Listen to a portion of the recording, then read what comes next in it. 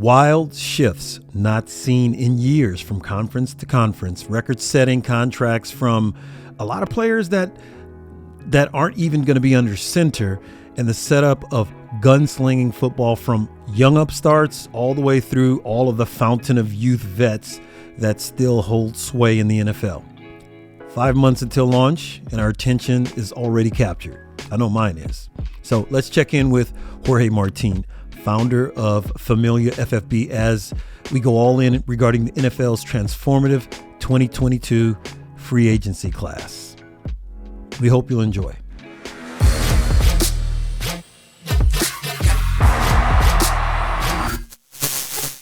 I've been taking a close look at what's happening with the NFL.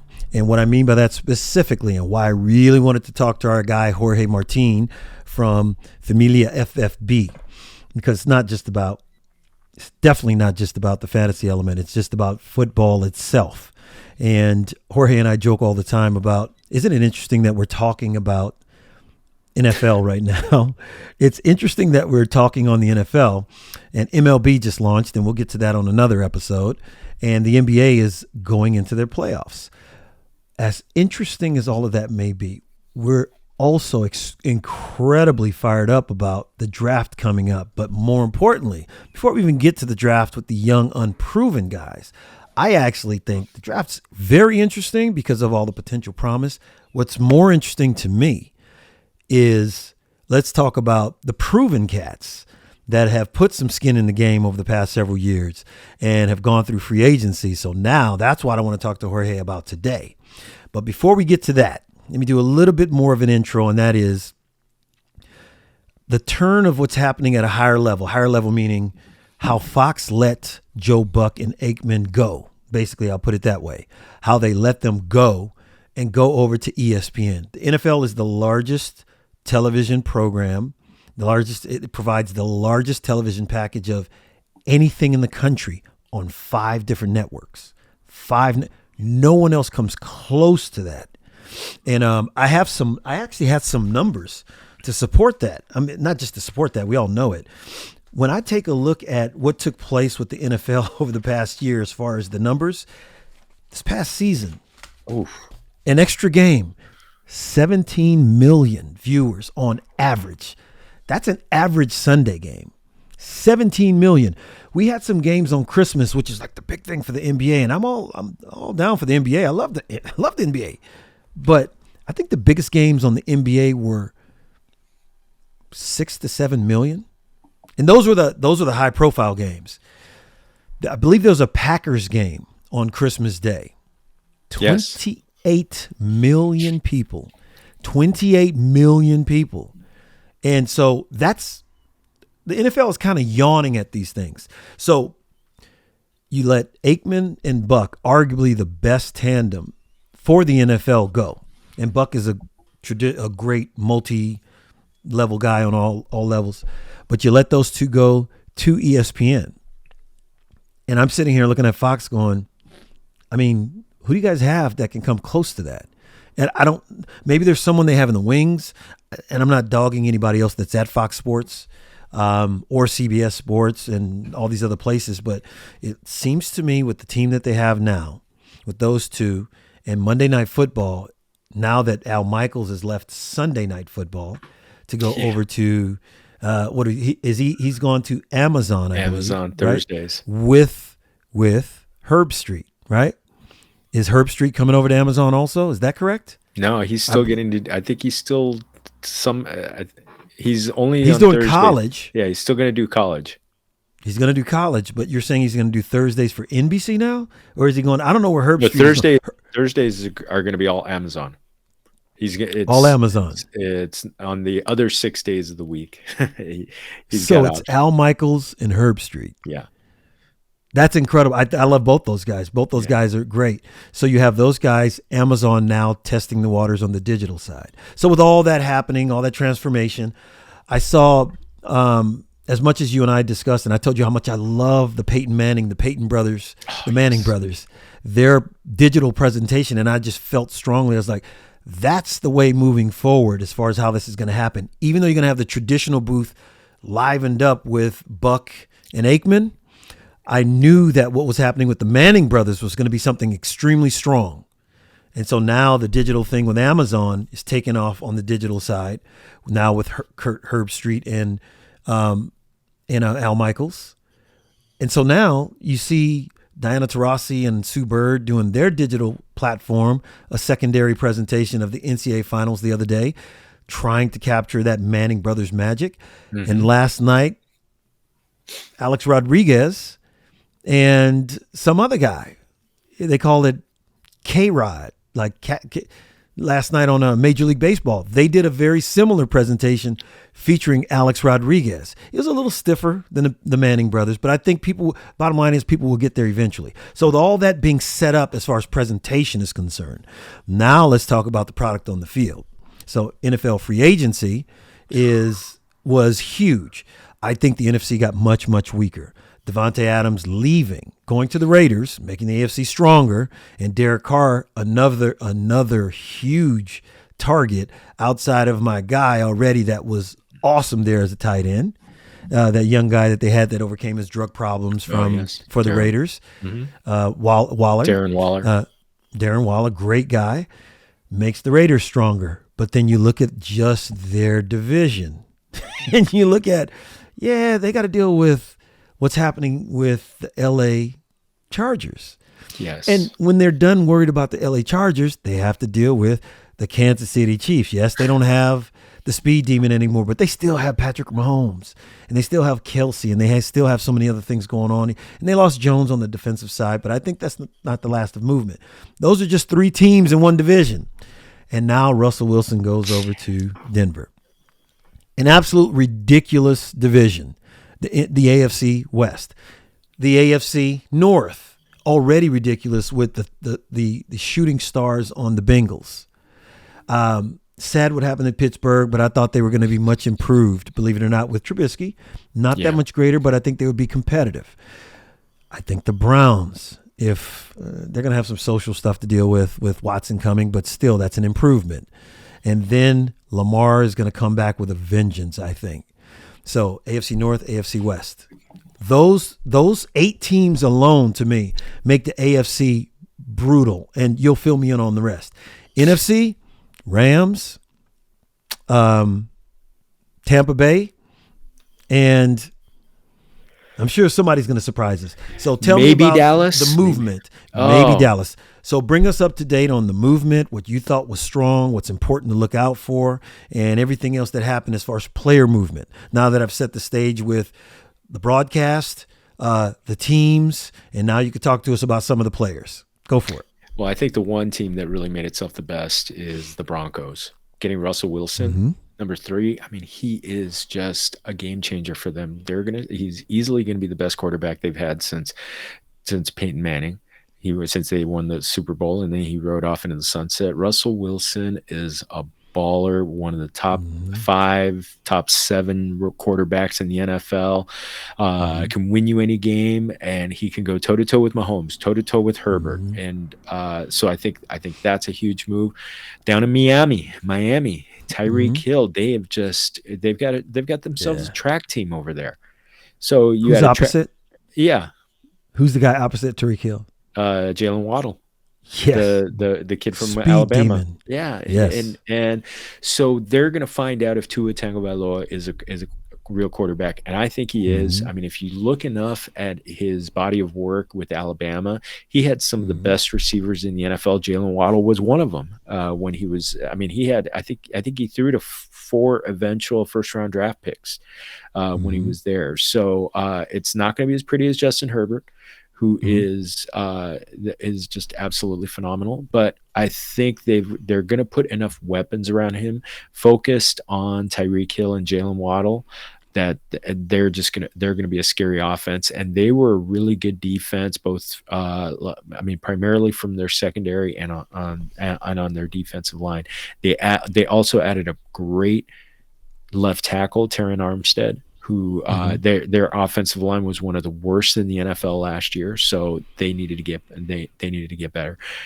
You mentioned the Chargers. I mean, they added Khalil Herbert to Joey Bosa up front, and then they drafted last year they drafted Asante Samuel Jr., who's going to be a future Pro Bowl player in the maybe even this year at cornerback. They had a J.C. Jackson, signed him from away from the New England Patriots. It's going to be, that team is going to get some Super Bowl hype. The Chargers will. It's with Herbert. He's one of the elite quarterbacks. Probably, I mean, there are people who are now ranking Herbert ahead of Mahomes because of the losses that Mahomes. I'm still not buying that. I think Mahomes is so talented that even losing a player of Tyreek Hill's caliber, that he's gonna make the rest around him good. They've got draft picks. Look at what they're gonna do in the draft. I think they're gonna come away with at least two highly ranked wide receivers. This is a very, very deep wide receiver draft. It's probably the strongest position group. Wide receiver, defensive linemen, especially defensive ends, pass rush guys, a little bit on the offensive line side, but really, really the stars that are going to come out next year. Maybe there's not a Jamar Chase, maybe it's not a Justin Jefferson, but there's a lot of guys who are going to be very good, who are going to make some names for themselves. And I can't wait to look at their landing spots right there. I mean, underrated offseason that's happening is Cincinnati. So they've already got the glitz and glamour. They've got Joe Burrow, Joe Shiesty, as he likes to be called. But and they've got Jamar Chase, they've got T. Higgins and Tyler Boyd. Three. I mean, probably when it comes down to having three solid receivers, the Bengals have the best ones. But they added 3 offensive linemen. Which is, we all saw the Rams, especially Aaron Donald, were in Joe Burrow's grill all afternoon. In fact, Aaron Donald saved that last play of the game because Jalen Ramsey had fallen, had tripped, and Jamar Chase had him beat. If Joe Burrow has 2 more seconds, the Cincinnati Bengals are probably Super Bowl champions right now. But because Aaron Donald got to him, but yeah, so they've added to the offensive line. They're going to put a little bit more of a brick wall around Joe Burrow. Maybe they add some more offensive linemen in the draft. That team is going to and they have to. And we haven't even talked about the Buffalo Bills, who right now Vegas has as the favorite to win the Super Bowl, not just the AFC, to win the Super Bowl. They are the absolute favorite. I was going to bring them up. I'm glad you did. Yeah, I mean, Josh Allen, is a unicorn. He may be. I think he's still ascending. I don't even think he's peaked yet in any way, shape, or form. Incredible. I think he's going to run less, and I think he's going to use it sparingly to save himself, because that, of course, I don't care how big and fast you are. Those guys on the defensive side are just so good across the board. They're bigger and faster. Yes. And even the guys that are smaller, they're just, brick houses. These dudes will absolutely, it'll wear on you. It's that game of erosion when it comes to quarterback. Stay mobile, but don't necessarily run as much. And he can open things up so well. Go ahead. Oh, and he is. And I think he's still learning the valuable lesson on kind of how to guard himself better, sliding more, and just being able to not going head first into plays where he maybe exposes his head to getting hit. Yep. But he is a player who can make every throw. I love game. I mean, I still have chills from the 2-minute warning on in that game with the Kansas City Chiefs in the playoffs. Still the best I've ever seen. One of the best. Yeah, it was absolutely just phenomenal. Quarterback play, phenomenal football. There was nobody going to stop anybody in that one. But I look at that one, and you've got Josh Allen. They've got all the weapons around them. They've still got their draft picks. They're going to be, maybe there's talk about them adding a running back, maybe adding more offensive line help. They added Von Miller. So we saw what Von Miller did to help Aaron Donald. It's I mean, that's the thing. This is such a division, a conference, the AFC is just a landmine after landmine because you've got unicorn quarterbacks all over the place. It's going to be Yep. fun. It is going to be fun. This is going to be great. So we didn't even mention, some of the upstarts like Mac Jones over in New England. He still has the old man Belichick, which never count that guy out. Who knows what additional moves he may make? Who knows what type of coaching up this guy may do with some of the people he currently has on his roster? I never count him out. Miami, what's happened there? Fun to watch at the very least. Yeah. That's going to be very fun to watch. New England is still going to be interesting to watch. Buffalo is a beast. Buffalo is a beast. I think out of the AFC, I actually would love to see at least up from today. Let's just say from today. And we know it's brutal attrition, war of attrition, all the things that happen, say with Derrick Henry. Is Derrick Henry coming back 100, 110%? You can't count Tennessee out. But I do think everything that you mentioned regarding the Bengals, that to me is the story. And people still are not giving these young guys enough credit. Not that they should.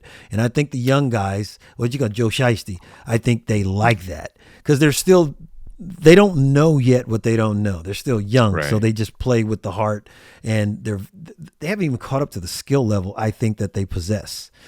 I think the Bengals are the scariest team. I think Buffalo's incredibly impressive, but I think the Bengals by far are the scariest team in the whole league, even more so than my Rams, your Rams, my Rams, our Rams. I think our Rams are going to be great.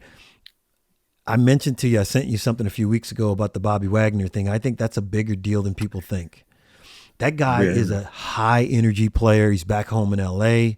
I think, no offense to Von Miller, and I love the fact that we had Von Miller this past year. I think Bobby Wagner coming to the Rams, as long as everyone stays healthy, I think that's a bigger deal than people are giving credit. He is a locker room guy. I think that if we can get the O-line back together, I think that's going to be the biggest thing for Stafford. Is making sure that they can get some sort of O-line together. Tell me a little bit about this receiver that is going to come play opposite the Rams wide receiver that I love from Eastern Washington. I love saying his little school because a buddy of mine went there. Yes, Cup from Eastern Washington. And I love the fact that he's from Eastern Washington University, that he's from a small school and he's a football family and all. But tell me a little bit about the guy that you said they brought in opposite him. No more Robert Woods, right? Yeah, traded to the Titans. And OBJ is what?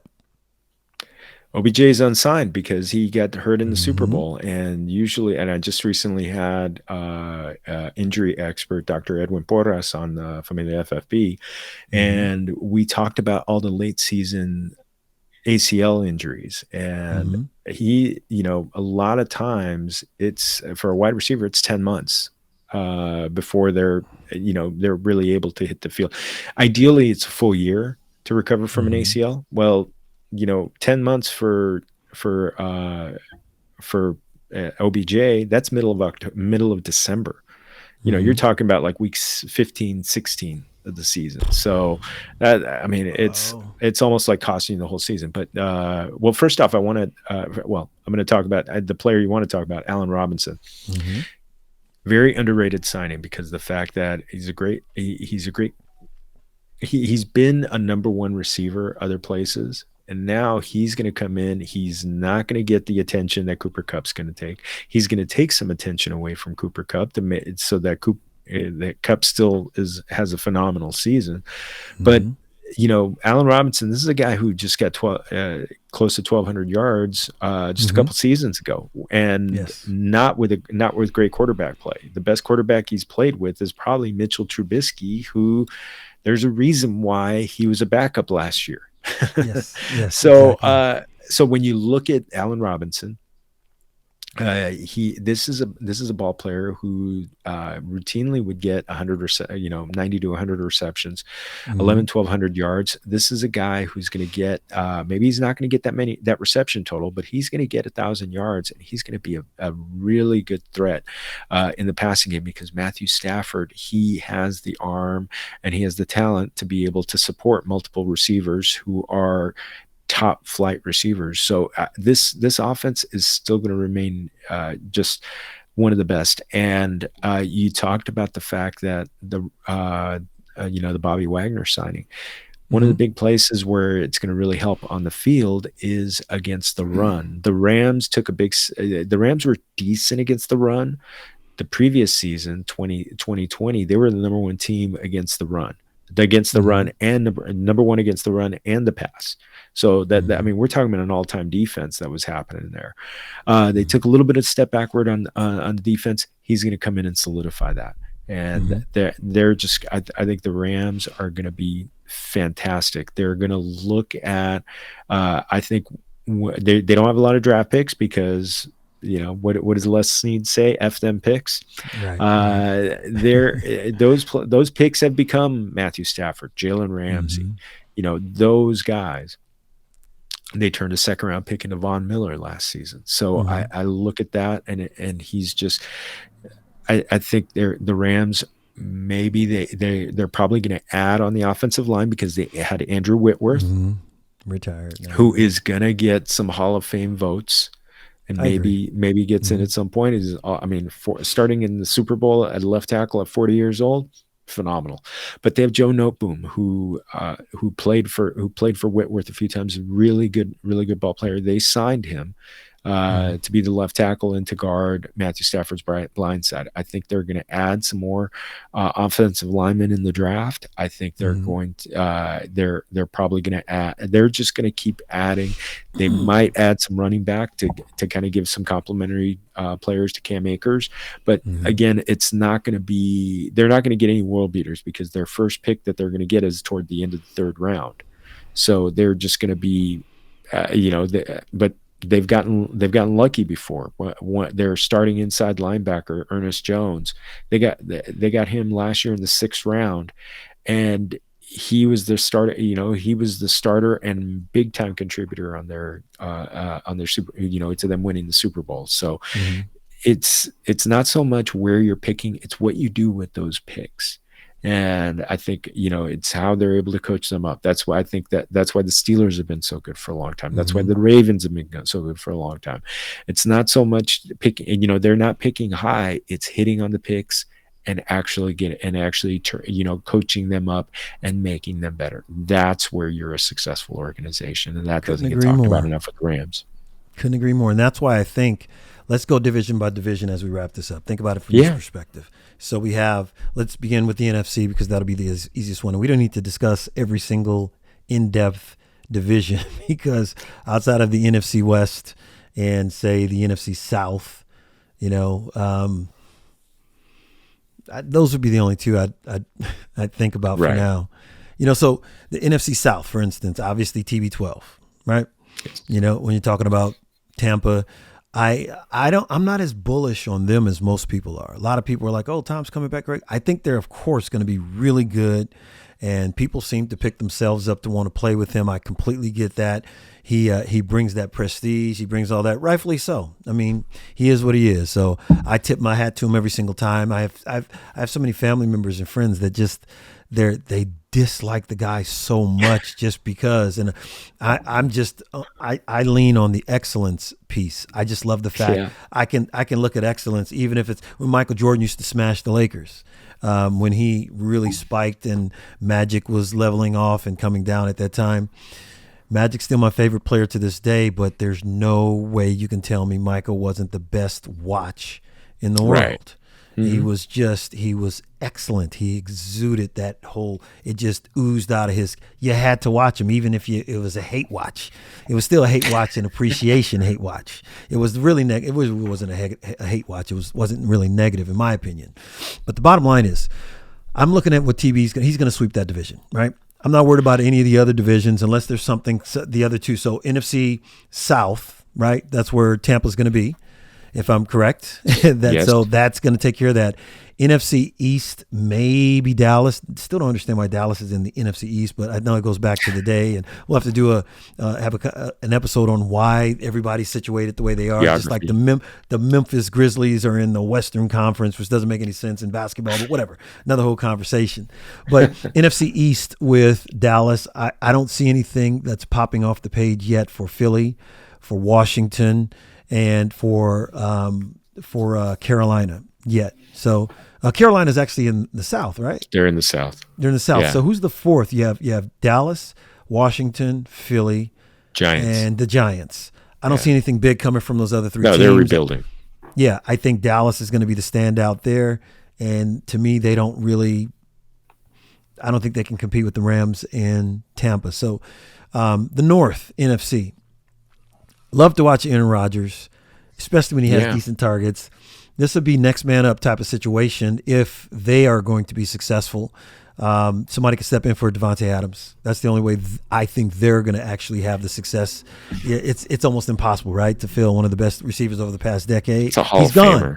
Yeah, he's a Hall of Famer and was being thrown to by one of the baddest gunslingers ever. So who knows what's going to happen there. So outside of them and Detroit and Chicago and Minnesota, I'm like, So NFC East. Yeah, you still have Green Bay as the far and away the class of the NFC North. So True. You just don't. You got the Bears are rebuilding.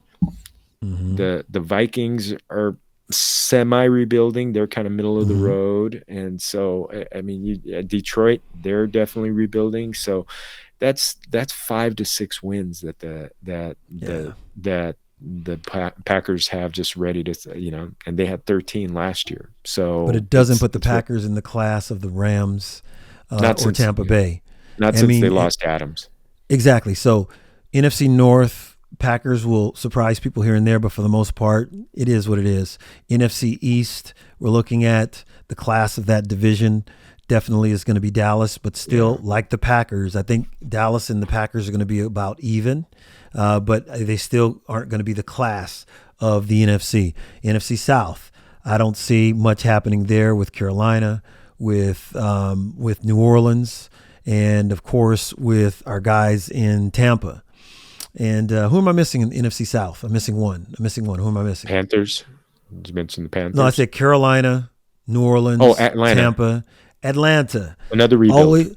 Another rebuild. So you're looking at Tampa out of the 3 divisions I've named. We come to the West. I think that Arizona will be fun to watch as usual, but they lost Jones on the defensive side. And they are, who knows what's going to happen with Kyler Murray. Love watching him play. I mean, he's fun, but I don't think they're going to. So the Rams are it. Niners are rebuilding again. I think if TB would have gone that would have been a million times more interesting, in my opinion, if he would have actually joined the Niners. That would have been interesting. But the Rams, barring major injury, I think the Rams are going to be the class of the NFC West. And class of the NFC period. I'm not even thinking about Seattle. Class of the NFC period with TB at Tampa Bay. So I expect those two to duke it out to the end. Let's move to the AFC and wrap up with these guys. Can I make one little mention? Yes. On San Francisco? They got to the NFC Championship with Jimmy Garoppolo not playing very well. So that is one of the most complete teams. If Trey Lance, who is an unproven commodity, played one game his final year because of COVID, because his team only played one game his final season in college, and then he played 3 games last year for the 49ers, started 2 games, played in the third. If he takes that step forward, the 49ers are a scary team, but that's the big if. Because we don't know, has this kid, as impressive as he is with tools, and I've heard him be interviewed, you just sit there and you're just blown away by how personable he is and how smart. But again, he hasn't done it on the field yet. So they're still a team to keep an eye on. I still put the Rams ahead, but they're still they still could be scary good because they have that great defensive line, great offensive line, good running game, and so they're going to be a force to be reckoned with, just because they have everything in place outside of the quarterback. But the wild card for them, and this is why I haven't put them up there yet, is inside the locker room right now with what's happening with Deebo Samuels. So if that's not cleared up in a positive nature for them, I think that's going to present a massive problem, because that dude, to me, at least this past year, not before, this past year, I think he was as much a problem for defenses as Tyreek Hill was for the Chiefs. Debo was an absolute beast. I loved watching him play. Not against the Rams, but I loved watching him play against everybody else. So I do agree with everything you said, but I'm not counting them in anything yet. Yes, Trey Lance could if Debo stays. If Debo stays happy and he gets going. So outside of that, so let me go through each division, NFC, and wrap the NFC up. I say Rams West. Packers North. Yep, I agree. Dallas East. Philly could contend if they hit on their draft picks, but I think it's Dallas just because they've got the best quarterback far and away in that division. Okay. And Dak Prescott. And that brings us down to Tampa Bay. That's the South. Yeah. So those are the four. And then out of those four, I expect to fight for the championship. L.A., Tampa Bay. Yeah. Can you imagine? Can you imagine a running it back with that game that the Rams and the Buccaneers played during the playoffs, where the Rams? I hope so, because that brings us back to when we were much younger, in our 20s, I believe it was. There was a good 5 or 6 year run with the Dallas Cowboys and the 49ers. Great. And the third person in that third team in that rotation was every now and then the Packers. Packers, Cowboys, Packers, Niners, Cowboys. That was a good 5-6 year run, and you had people in and out. The Dallas Cowboys, great three: Aikman, Emmett, and my guy Michael Irvin, who I love to this day as a broadcaster. He's one of my favorite broadcasters. Love him. Favorite broadcasters out there. So Michael Irvin and Emmett and Troy Aikman, and then you had Favre and his gunslinging butt over there, before Aaron Rodgers came about. They were a fun watch. Then the Niners were menaces to everyone, They were very strong. So I think right now what we can get the Rams doing that with TB meaning Tampa Bay. I wasn't saying Tom Brady the whole time. I was saying Tampa Bay. But I could say Tom Brady also. So I think that could turn into something quite interesting moving forward. So now that we have a good idea on the NFC, let's roll with the AFC. Let's roll with the lesser conferences, at least up front. Let's start with the AFC South and your thoughts on who could come out of the AFC South. Wow. I mean, the favorite would be the Titans because they've got Derrick Henry supposedly coming back on playing, and he's gonna not gonna be rehabbing. He's gonna have a fairly normal off season.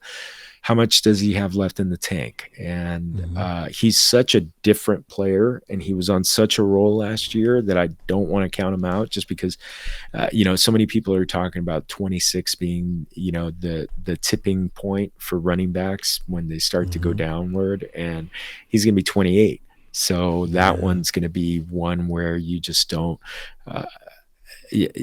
people are kind of like a little bit but I think he's got 1 or 2 more years left in him. He's such a difference maker. He's such a unicorn.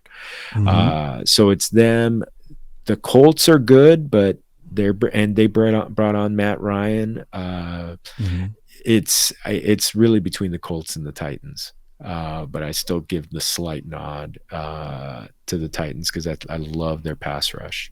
Okay. That's another one, geography-wise, where you sit there and go, how the heck are they in the South? Yeah. I know they're not going to do anything. I know the history of it being back in Baltimore back in the day and all that other stuff. So the Indianapolis Colts and the anyway, so that's our South. Let's talk about the East a little bit. I think Miami will be the most entertaining until you see Buffalo. And Diggs just signed a massive contract. Yes. And that tandem with Diggs and Allen is going to be incredible. So they're definitely the class of that division, hands down, class of arguably the AFC. So the Bills are going to be, I think, coming out. But I do think that New England, just because the old man is there with his young quarterback, I'm interested to see that. They're interesting to me, as well as Miami will be very interesting. And if I'm butchering his name. Tagovailoa. Yes. Tagovailoa. Just call him Tua. if Tua Tagovailoa has an opportunity to stay healthy, which I hope he does because I like the guy. And who's his backup now? Is it Bridgewater? Yes, Teddy B. Teddy Bridgewater. So Teddy B. I pull for Teddy B all the time. So hopefully, if Tua cannot make it happen, it's going to be interesting to see Teddy B with those speed demons on both ends. Either way, they're going to be a fun watch. And they still have that crazy man on defense, right? They got a couple crazy dudes on defense that are the kind of guys that you just always thinking, man, someone's getting booted out of the game today. So Miami's going to be a fun watch. So Buffalo, as far as the East is concerned, do you agree? Right. Yeah, I do. They're the class of that division. So that takes care of the South. That takes care of the East. Now let's get to the meat of it. Outside of the Bills, North, I'm still going to go with the Young Cats because they are the best watch and one of the best watches in all of the NFL. The Bengals for me out of the North.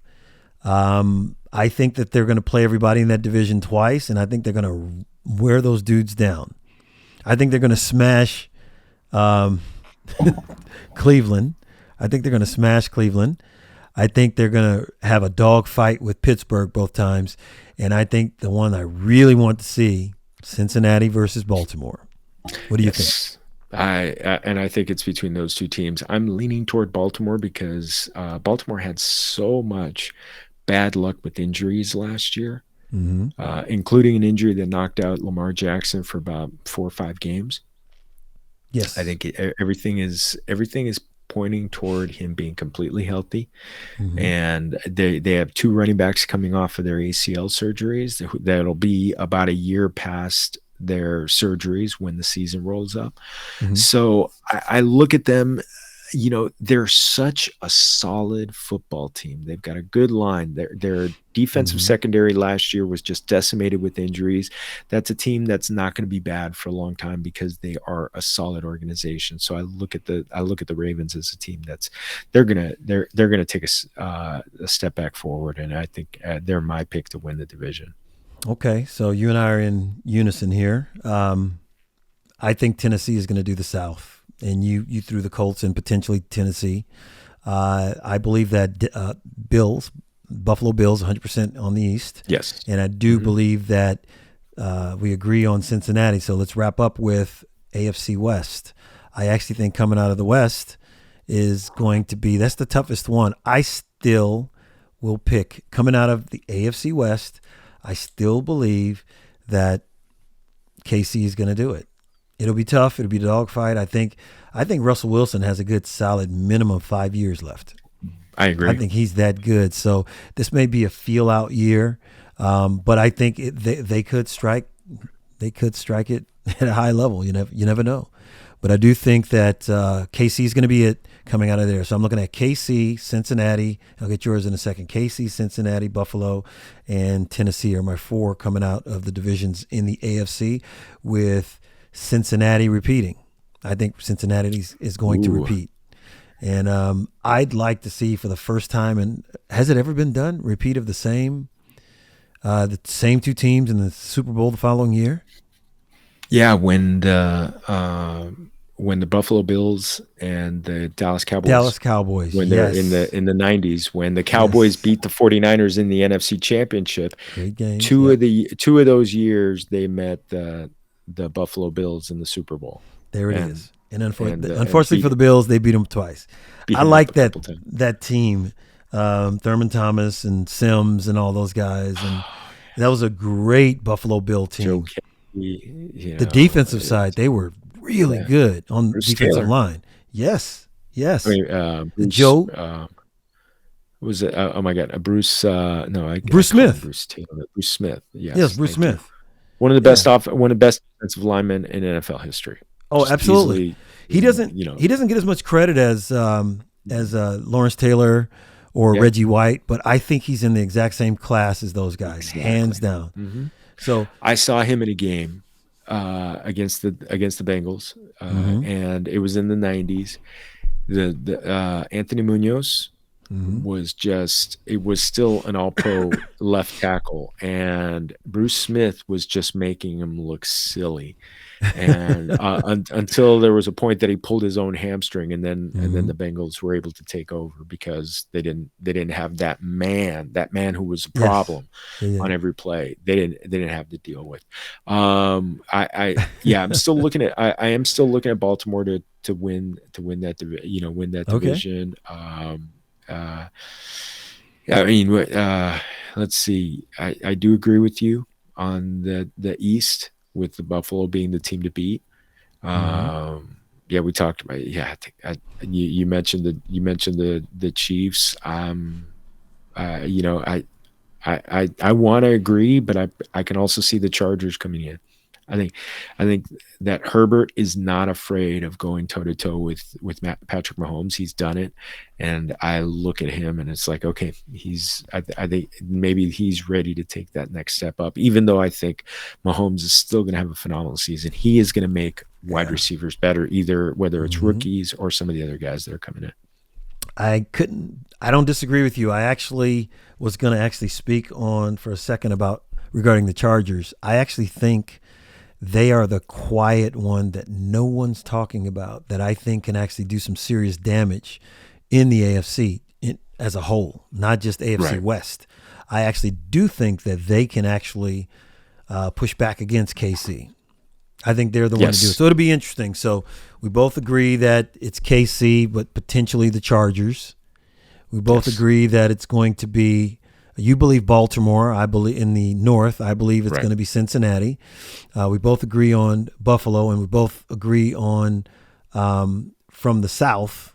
No, actually, you said it could be either or. It could be the Colts or Tennessee. Colts or the Titans, yes. Yeah, I think it'll be straight up on the Titans. I think the Titans will be good. I do think this will be one of the last years. I think Derrick Henry's commercial is good enough to propel him to the point where you see the one with the people, he's dragging those people. That's one of the coolest commercials I've ever seen, by the way. Hey, Derrick, you almost done yet? He's being dragged, and I thought that was cool. I think that guy is going to do really well. Tannehill, I don't know. I mean, he is what he is. He's obviously, all these guys are supreme athletes, all of them. Don't get me wrong on any of that stuff.